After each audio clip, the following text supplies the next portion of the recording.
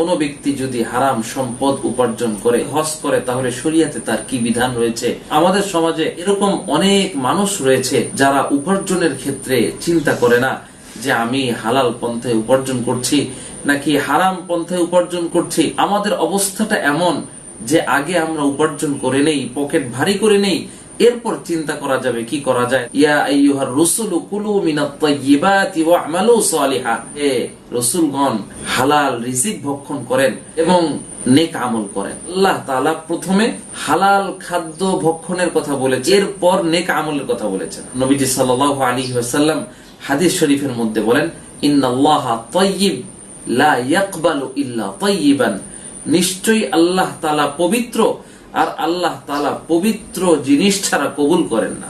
যেই ব্যক্তি দীর্ঘ সফর করে বাইতুল্লাহ পৌঁছেছে, যে তার চুলগুলো এলোমেলো, এমনকি সে বাইতুল্লাহর কাছে গিয়ে ইয়া রব্বি বলে আল্লাহ তাআলার কাছে দোয়া করা শুরু করলো। মাশরাবুহু হারামুন মালবাসুহু হারামুন ওয়া গুযিয়া বিল হারাম, ওই ব্যক্তির খাবার সেটা হারাম, ওই ব্যক্তির পানি এটা হারাম, ওই ব্যক্তি যে পোশাক পরে আছে এটা হারাম, ওই ব্যক্তির শরীর গঠন হয়েছে হারাম দ্বারা, তাহলে ফাআন্না ইউস্তাজাবু যালিক, তাহলে ওই ব্যক্তির দোয়া কিভাবে কবুল হবে?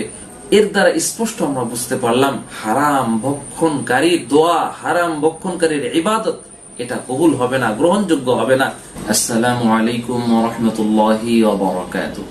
ইন্নাল হামদালিল্লাহ ওয়াস সালাতু ওয়াস সালামু আলা রাসূলিল্লাহ, আম্মা বা'দ। فأعوذ بالله من الشيطان الرجيم. بسم الله الرحمن الرحيم. ولله على الناس حج البيت من استطاع إليه سبيلا. صدق الله العظيم. وقال النبي صلى الله عليه وسلم من حج لله فلم يرفث ولم يفسق رجع كيوم ولدته أمه. আলহামদুলিল্লাহ, আল্লাহ রাব্বুল আলামিন আমাদেরকে অনুগ্রহ করে মাশকুল কোরআনের সাপ্তাহিক বয়ানের মজলিসে অংশগ্রহণ করার তৌফিক দান করেছে। এটা আল্লাহ তাআলার অনেক বড় মেহেরবানি। আল্লাহ তাআলা যাদেরকে পছন্দ করেন তাদেরকে দ্বীনের তালিমে, দ্বীনের মজলিসে আসার, বসার এবং কথা শোনার তৌফিক দান করেন। এজন্য দিল থেকে আমরা সকলে শুকরিয়া আদায় করি আলহামদুলিল্লাহ। আল্লাহ তাআলা আমাদেরকে যত নিয়ামত দিয়েছেন এর মধ্যে অন্যতম একটি নিয়ামত হলো আমাদেরকে মানুষ হিসেবে সৃষ্টি করেছেন। আমরা যদি লক্ষ্য করি বর্তমান বিশ্বে প্রায় 800 কোটির উপরে মানুষ রয়েছে। এই 800 কোটি মানুষের মধ্য হতে যাদেরকে ঈমানের নিয়ামত দিয়েছেন তাদের মধ্যে আল্লাহ তাআলা আমাদেরকে চয়ন করেছেন। এটা আল্লাহ তাআলার আরেকটি বড় নিয়ামত আমাদের উপরে। আমরা দুনিয়াতে কিভাবে আল্লাহ তাআলার হুকুম মেনে চলবো এবং পরকালে কিভাবে জান্নাত লাভ করব, এজন্য আল্লাহ তাআলা আমাদেরকে কোরআন নাজিল করে নবীর মাধ্যমে, হাদিসের মাধ্যমে আমাদেরকে দিক নির্দেশনা দিয়েছেন। নবীজি সাল্লাল্লাহু আলাইহি ওয়াসাল্লাম বলেন, বুনিয়াল ইসলামু আলা খামসিন শাহাদাতি আল্লা ইলাহা ইল্লাল্লাহ ওয়া ইকামিস সালাতি ওয়া ইতাইজ যাকাত ওয়া হজ্জিল বাইত ওয়া সাওমি রমাদান। ইসলামের স্তম্ভ 5টি। 1 নম্বর হলো ঈমান, 2 নম্বর নামাজ, 3 নম্বর যাকাত, 4 নম্বর হজ, 5 নম্বর হলো রমজানের রোজা। তো যেই মাসটি চলতেছে এই মাসের নাম হলো জিলকাদ মাস, হজের মাস চলতেছে। এজন্য আমি আপনাদের সামনে আজকে হজ সংশ্লিষ্ট কিছু কথা কোরআন এবং হাদিসের আলোকে আলোচনা করব। ওমা তাওফীক ইল্লা বিল্লাহ। সর্বপ্রথম আমরা জানব হজ শব্দের অর্থ কি। হজ শব্দের অর্থ হলো আল ইরাদাতু আল কসদু, ইচ্ছা করা, সংকল্প করা। হজ শব্দের শরঈ অর্থ হলো নির্দিষ্ট মাসে নির্দিষ্ট তারিখে কাবা শরীফ এবং তার পার্শ্ববর্তী কিছু স্থানে শরিয়াতের বিধান মেনে সেখানে অবস্থান করার নাম হলো হজ। এই হজ এটি নতুন কোনো বিষয় নয়। হযরত ইব্রাহিম আলাইহিস সালাম সর্বপ্রথম আল্লাহ রাব্বুল আলামিনের বিধান মেনে হজ পালন করেছেন। আল্লাহ তাআলা নবীজি সাল্লাল্লাহু আলাইহি ওয়াসাল্লামের হিজরতের 9ম বছর হজকে এই উম্মতের উপরে ফরজ করেছেন। ইসলামে যে 5টি স্তম্ভ রয়েছে, তো এই 5টি স্তম্ভের মধ্যে একমাত্র হজ আর্থিক এবং শারীরিক দুয়ের সমন্বয় ইবাদত গঠিত। মুসলমানদের জীবনে ধর্মীয় দৃষ্টিকোণ থেকে, সামাজিক ভাবে, অর্থনৈতিক দৃষ্টিকোণ থেকে হজের গুরুত্ব এবং তাৎপর্য অনেক বেশি। হজের ব্যাপারে আমাদেরকে গুরুত্ব আরোপ করে সূরাত আলী ইমরানের 97 নম্বর আয়াতে কারিমার মধ্যে আল্লাহ তাআলা বলেন, ওয়ালিল্লাহি আলান নাসি হিজ্জুল বাইতি মান ইসতাতা ইলাইহি সাবিলা। মানুষের জন্য আল্লাহ তাআলার অধিকার রয়েছে, যার সামর্থ্য রয়েছে বাইতুল্লাহ জিয়ারত করা, সে যেন ওই ঘরের জিয়ারত করে। আর যে ব্যক্তি এই বিষয়টি অস্বীকার করবে তার এই বিষয়টি জেনে রাখা উচিত যে নিশ্চয়ই আল্লাহ তাআলা বিশ্ব জগতের বসবাসকারী সকল মাখলুক থেকে তিনি অমুখাপেক্ষী। আল্লাহ তাআলা হজের গুরুত্ব এত বেশি দিয়েছেন যে কোরআনুল কারীমে 114টি সূরার মধ্যে 22 নম্বর সূরা সূরাতুল হজ নামে একটি সূরা নাযিল করেছেন। সুবহানাল্লাহ। এই সূরার মধ্যে আল্লাহ তাআলা বাইতুল্লাহ নির্মাণের সর্বপ্রথম যে ইতিহাস হযরত ইব্রাহিম আলাইহিস সালামের মাধ্যমে সেই কথা তিনি তুলে ধরেছেন। ওয়া ইয বাওয়ানা লি ইব্রাহিম মাকানাল বাইতি আল্লা তুশরিক বি শাইআ ওয়া তাহহির বাইতি লিত-তাইফিনা ওয়াল কাইমিনা ওয়ার রুকআইস সুজুদ। যখন ইব্রাহিম আলাইহিস সালামকে আল্লাহ তাআলা বাইতুল্লাহর জায়গা তার জন্য নির্বাচন করলেন, তখন তাকে আদেশ করলেন যে তুমি শিরক করবা না আর এই ঘরটাকে পবিত্র রাখবা নামাজ আদায়কারীদের জন্য, তওয়াফকারীদের জন্য, রুকু সিজদা আদায়কারীদের জন্য। বাইতুল্লাহর মর্যাদা আল্লাহ তাআলা এখানে তুলে ধরলেন। এই বাইতুল্লাহ এমন একটা ঘর যেই ঘর পৃথিবীর সর্বপ্রথম ঘর। আল্লাহ রাব্বুল আলামিন বলেন, ইন্না আউওয়ালা বাইতি উদিয়া লিন-নাস লাল্লাযী বিবাক্কাতা মুবারাকাও ওয়া হুদাল লিল আলামিন। হযরত নূহ আলাইহিস সালামের প্লাবনের পর যখন কাবা ঘরের জায়গাটি নিশ্চিহ্ন হয়ে গিয়েছিল, আল্লাহ রাব্বুল আলামিন আদেশ করলেন ইব্রাহিম আলাইহিস সালামকে, তিনি তার সন্তান ইসমাইল আলাইহিস সালামকে সাথে নিয়ে ওই জায়গাটা আবার আল্লাহ তাআলার ঘর পুনর্নির্মাণ করলেন। তখন ইব্রাহিম আলাইহিস সালামকে আল্লাহ তাআলা আদেশ করলেন, ওয়াআযযিন ফিন-নাসি বিল-হাজ্জি ইয়াতুকা রিজালা ওয়া আলা কুল্লি দামির ইয়াতিনা মিন কুল্লি ফাজ্জিন আমিক। ইব্রাহিম, তুমি মানুষের মাঝে এই ঘরের জিয়ারতের জন্য, হজে আসার জন্য তুমি ঘোষণা দিয়ে দাও। দেখবে মানুষ পৃথিবীর বিভিন্ন প্রান্ত থেকে তোমার কাছে পায়ে হেঁটে উটের পিঠে আরোহণ করে বিভিন্ন ভাবে তোমার কাছে আসবে, অর্থাৎ এই ঘরের হজ করার জন্য ছুটে আসবে।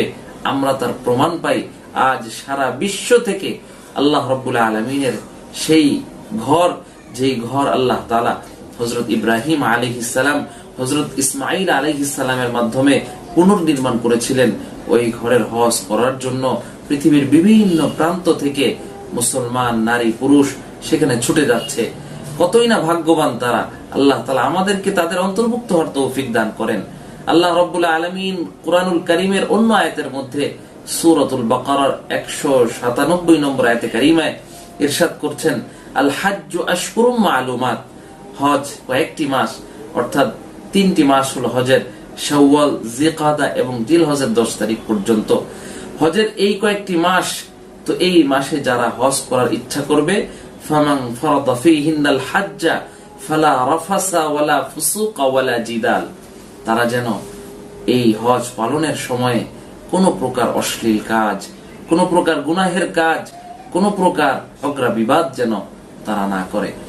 আল্লাহ রাব্বুল আলামিন কোরআনুল কারীমের প্রায় 20টি আয়াতেরও বেশি জায়গায় হজ সংশ্লিষ্ট আলোচনা করেছেন। আমরা যদি হাদিস শরীফের দিকে লক্ষ্য করি, নবীজি সাল্লাল্লাহু আলাইহি ওয়াসাল্লাম বলেন, আল হাজ্জুল মাবরুর লাইসা লাহুল জাযা ইল্লাল জান্নাহ। কবুলিয়াত হজের ফজিলত হলো জান্নাত ছাড়া আর কিছুই না। সুবহানাল্লাহ। তার মানে আমরা এটা স্পষ্ট হলাম, যে ব্যক্তির হজ কবুল হবে তার বিনিময়ে আল্লাহ তাআলা তাকে জান্নাত দান করবে। সুবহানাল্লাহ। হজ এর মাধ্যমে গুনাহ মাফ হয়।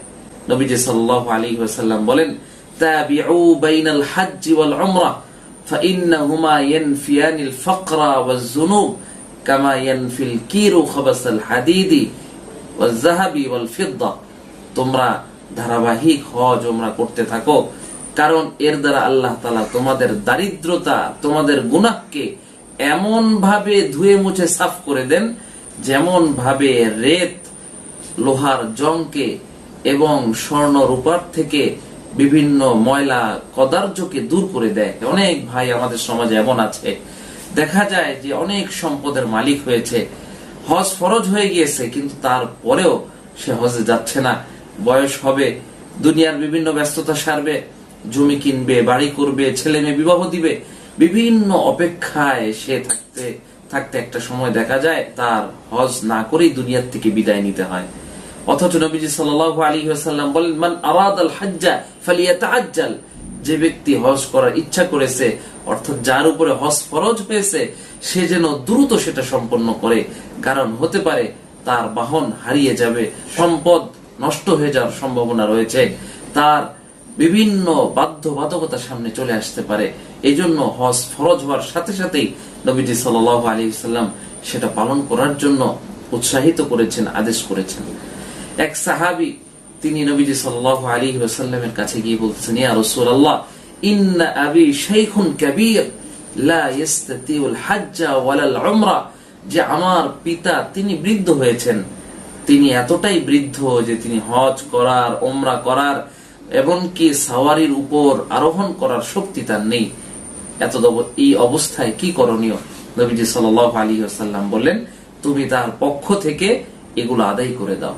তাহলে আমরা বুঝলাম যে বদলি হজের বিষয়টা এখানে খুব গুরুত্ব দেওয়া হয়েছে, যে কোনো ব্যক্তি যদি শারীরিক কোনো কারণে হজ করতে না পারে অথবা হজ না করে মারা যায়, তাহলে তার ওয়ারিস যারা থাকবে, তার রেখে যাওয়া সম্পদ থেকে ওয়ারিসদের জন্য এটা আবশ্যক যে তার পক্ষ থেকে বদলি হজ করা।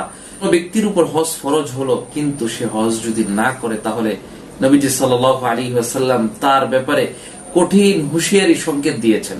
নবীজি সাল্লাল্লাহু আলাইহি ওয়াসাল্লাম বলেন, সে ইহুদি হয়ে মারা যাক অথবা নাসারা হয়ে মারা যাক, এতে আমার কোনো যায় আসে না। তাহলে বোঝা যায় যে হজ আবশ্যক হওয়ার পরেও কোনো ব্যক্তি যদি না করে, তাহলে নবীজি সাল্লাল্লাহু আলাইহি ওয়াসাল্লাম তার ব্যাপারে কতটা তিরস্কার করেছেন এই হাদিসের মধ্যে। হজ ফরজ হয় কয়েকটি শর্ত সাপেক্ষে।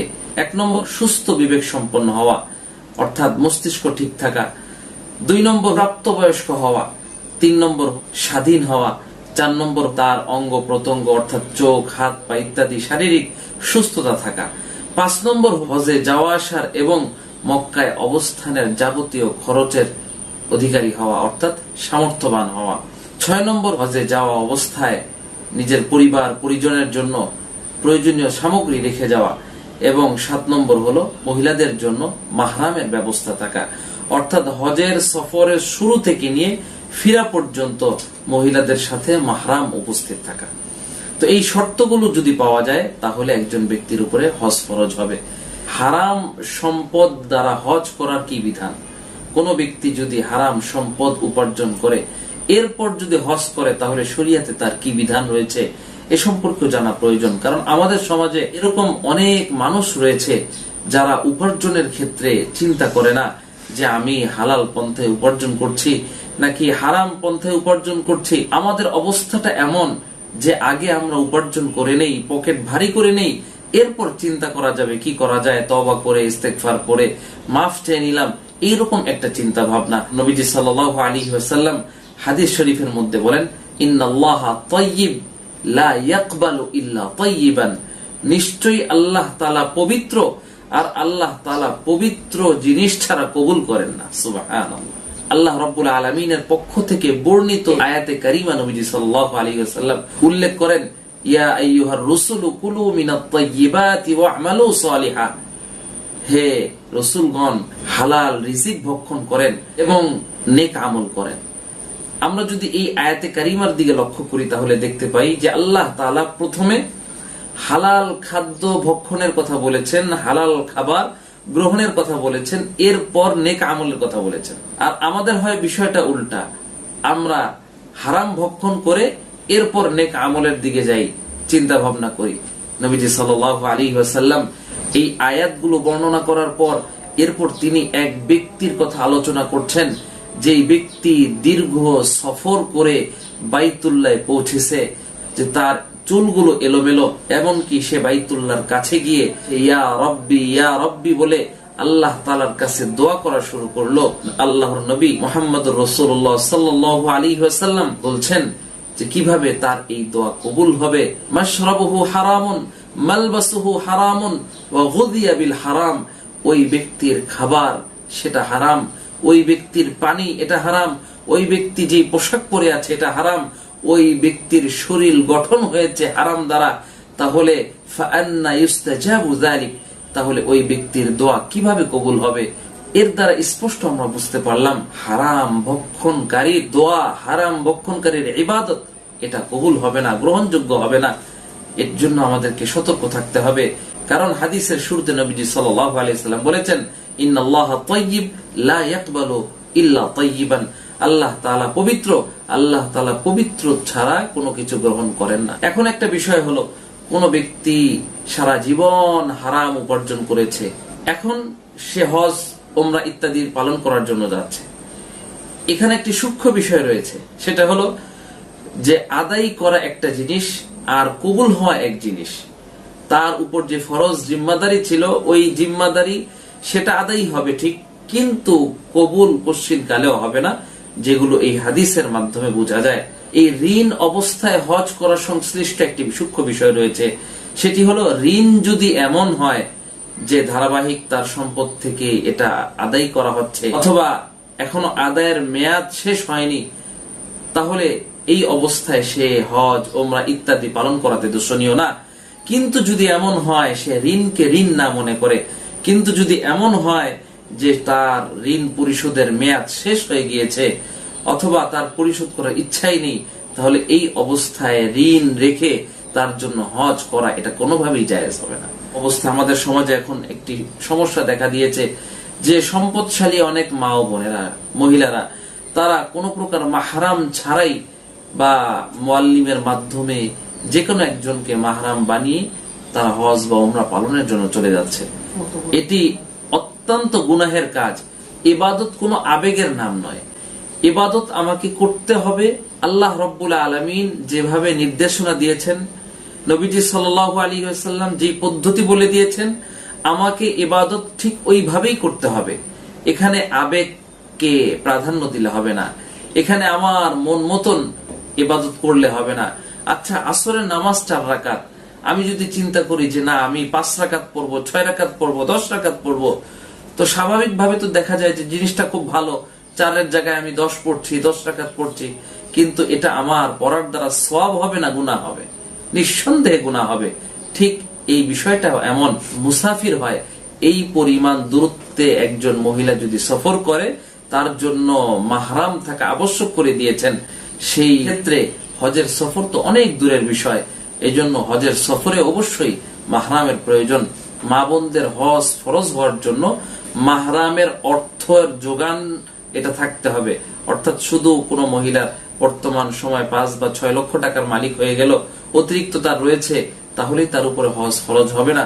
যত সময় মাহরাম যার সাথে তার বিবাহ জায়েজ নেই, এইরকম ব্যক্তির তারও যাওয়া আসার খরচ এটা জমা না হবে, অত সময় পর্যন্ত মা বোনের উপরও হজ ফরজ হবে না। এই জন্য শুধু আবেগ দিয়ে আমাদের চিন্তা করলে হবে না, কোরআন হাদিস ভিত্তিক আমাদেরকে আমল করতে হবে। তাহলে হজ সংশ্লিষ্ট আল্লাহ রাব্বুল আলামিনের বিধানগুলা আমরা শুনলাম, নবীজি সাল্লাল্লাহু আলাইহি ওয়াসাল্লামের আদেশগুলো আমরা শুনলাম, এরপর হজ যার উপরে আবশ্যক দ্রুত হজ আদায় করতে হবে এই বিষয়টিও জানলাম। হজ ফরজ ছিল এমন কোন ব্যক্তি হজ আদায় না করে দুনিয়ার থেকে চলে যায়, তাহলে তার পক্ষ থেকে বদলি হজ আদায় করতে হবে, এই বিষয়টিও আমরা জানলাম। সুতরাং আল্লাহ রাব্বুল আলামিন আমাদের সকলকে আল্লাহ তাআলার ঘরে সফর করার, বাইতুল্লাহ জিয়ারত করার এবং হজ্জে মাবরুর নসিব করুক, আমরা এ দোয়া করি। বর্তমানে আমরা যে সময় আলোচনা করছি, আমাদের বাংলাদেশ থেকে অনেক হাজী সাহেবগণ তারা ইতিমধ্যে মক্কা মদিনায় হজ পালনের জন্য, আল্লাহ রাব্বুল আলামিনের ঘর জিয়ারতের জন্য মক্কা মদিনায় পৌঁছেছেন। আমরা তাদের জন্য দোয়া করব এবং হাজী সাহেবদের খেদমত করার চেষ্টা করব। কেউ যাচ্ছে তার কাছে আমরা দোয়া চাবো, কেউ হজের থেকে ফিরে আসলে তার কাছে দোয়া চাবো, কারণ হজের থেকে ফিরে আসার পর 40 দিন পর্যন্ত দোয়া কবুল হতে থাকে। এই জন্য হজে যাওয়ার সময় আমরা দোয়া চাবো, হাজী সাহেবের খেদমত করব, আবার হজের থেকে আসার পর তাদের কাছ থেকে দোয়া নিব। আল্লাহ রাব্বুল আলামিন হজের মতন, উমরার মতন গুরুত্বপূর্ণ একটি বিষয়কে আল্লাহ তাআলা আমাদেরকে আমল করার তৌফিক দান করেন। এখানে আরেকটা বিষয় লক্ষণীয়, আমাদের সমাজে অনেক বিত্তবান ব্যক্তি এমন রয়েছেন যাদের উপরে হজ ফরজ, কিন্তু তারা হজ না করে শুধুমাত্র এই চিন্তা করে যে আমি উমরা করলেই মনে হয় আমার উপর যে জিম্মাদারি, হজের যে আবশ্যকীয়তা, এটা আদায় হয়ে যায়। এটা কখনোই সম্ভব নয়। উমরাহ এটা সুন্নাত বা নফল একটি আমল, কিন্তু হজ সামর্থ্যবান প্রত্যেক নরনারীর জন্য জীবনে কমপক্ষে একবার করে এটা ফরজ। আল্লাহ রাব্বুল আলামিন আমাদের সকলকে যে কথাগুলো বললাম এর উপর আমল করার তৌফিক দান করুন। যারা হজে গিয়েছেন তাদেরকে নিরাপদ সফরের তৌফিক দান করুন। তাদের আসা যাওয়া কবুল করুন, আমাদেরকেও আল্লাহ তাআলা বারবার যাওয়ার তৌফিক দান করেন, যারা যায়নি তাদেরকেও যাওয়ার তৌফিক দান করেন। আমিন। ওয়া আখিরু দাওয়ানা আনিল হামদুলিল্লাহি রাব্বিল আলামিন।